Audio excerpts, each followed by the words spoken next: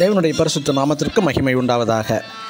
இந்த அதிகாலை வேளையில் இன்று நாம் தியானத்துக்கு எடுத்துக்கொள்ள இருக்கிறதான வேத வசனம் உபாகமம் 33 அதிகாரம் 25 வசனம். இரும்பும் வெண்கலமும் உன் பாதரட்சியின் கீழ் இருக்கும். ஆமேன்.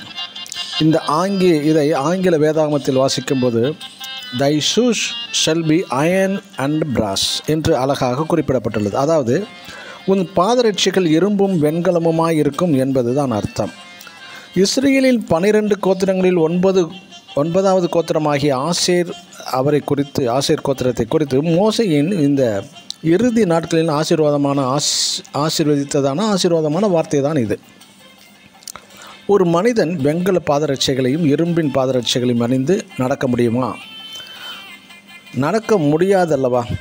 ஒருவேளை ராட்சதனா அல்லது பலம் வாய்ந்த மனிதன் மட்டுமே இந்த வெண்கல பாதரட்சிகளும் இரும்பின் பாதரட்சிகளையும் போட்டு நடக்க முடியும்.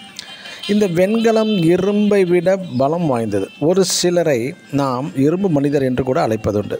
அவர்கள் உண்மையான இரும்பு மனிதர்கள் அல்ல. அதாவது இரும்பை போன்ற மன உறுதி படைத்தவர்கள் அவர்கள் என்பது பொருள். நாம் கர்த்தருக்காக வெண்கலமான மனிதர்களாக நிற்க வேண்டுமாம்.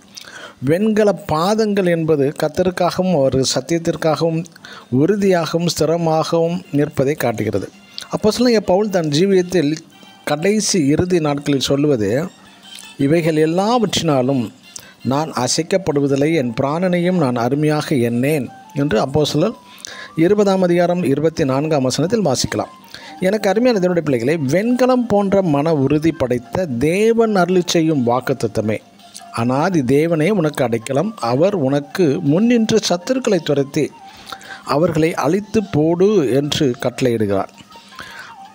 அது மட்டுமல்ல, நீ அவர்கள் மேடுகளை மிதிப்பாய் என்றும் இதே அதிகாரத்தில் 27 வசனம் 29 வசனங்களில் பார்க்கலாம்.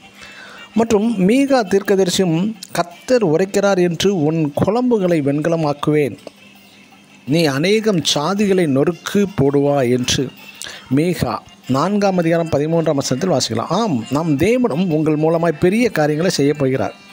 எப்பொழுது நீங்கள் வெண்கலம் போன்ற மனிதர்களாகவும் வெண்கல பாதரட்சை உடையவர்களாகவும் இருக்கும் பட்சத்தில்.